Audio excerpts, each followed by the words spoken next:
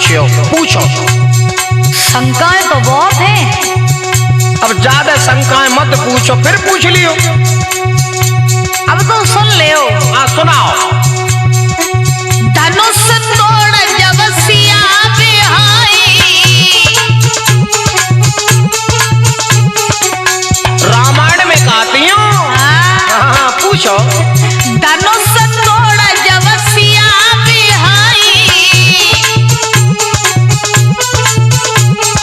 संग देवे लक्ष्मण भाई।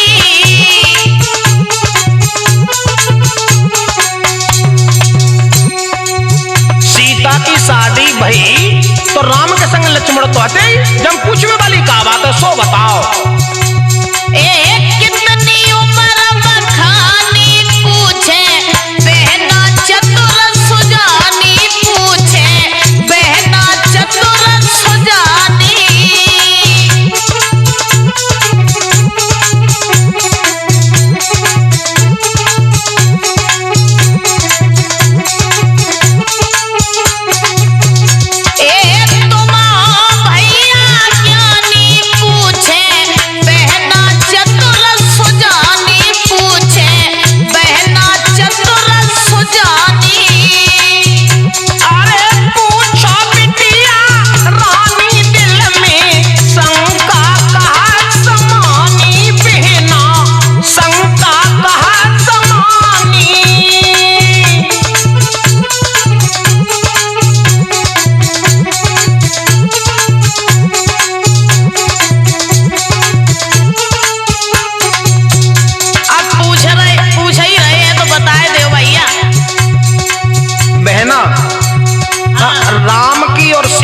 उम्र कितनी है यही तो पूछी तुमने। सही बात सुन लो बता। अरे परसु पंचदश के भगवान,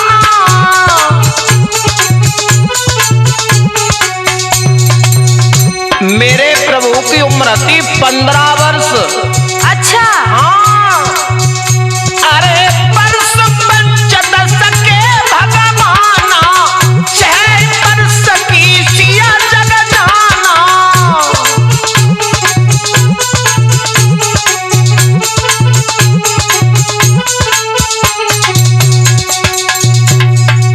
15 वर्ष के हते प्रभु राम और सीता मैया की उम्र थी 6 वर्ष।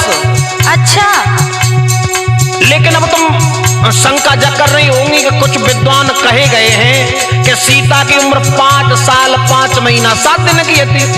लेकिन शंका ना करे वो चाहिए। क्यों? क्योंकि सीता ने धनुष उठाया था तब सीता की उम्र 5 साल 5 महीना 7 दिन की थी, और जब सीता को ब्याह हुआ तो तब सीता की उम्र 6 वर्ष की थी। अरे रामायण में जानी शंका दिल में कहा समानी, शंका दिल में कहा समानी।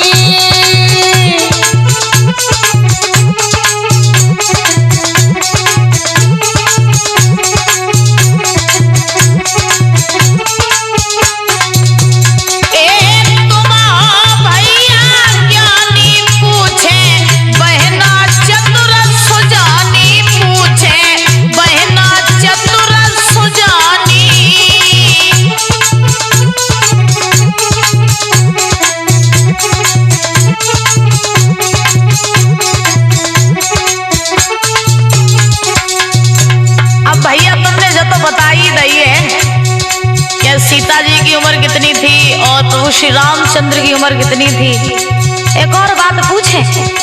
अब राम देव बेटिया कुल जब सवाल जवाब हो गए वो तो एक और बता दो फिर ना पूछे। चलो पूछो पूछो।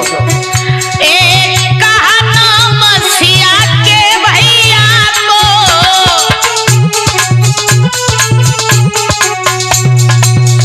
सीता जी के भैया को नाम? हाँ जो तो बहुत गहरा प्रश्न है। अब तुम बता रहे हो, हम छोटे तुम बड़े। आप फंसे हो तुम हमें। हम ना ना ना ना सुनो बोलो।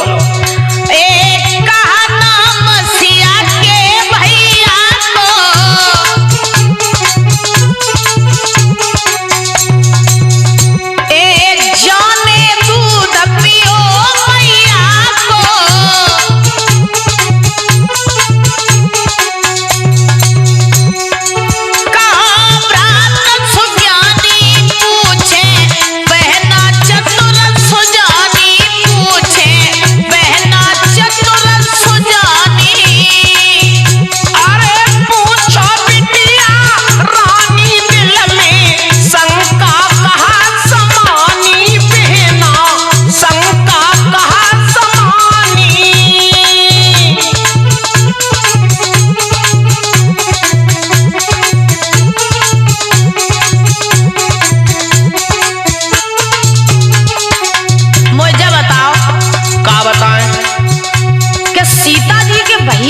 नाम था?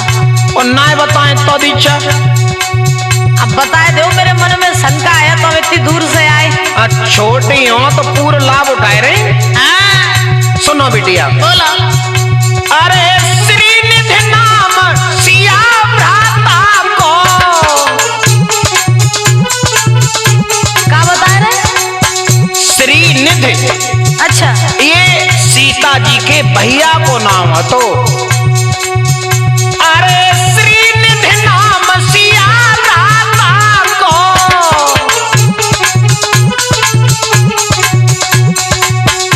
अरे जनक भूप जग के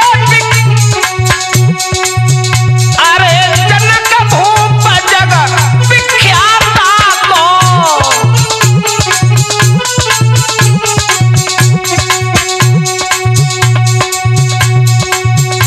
अरे है ग्रंथों की कहानी, दिल में शंका कहा समानी, दिल में शंका कहा समानी।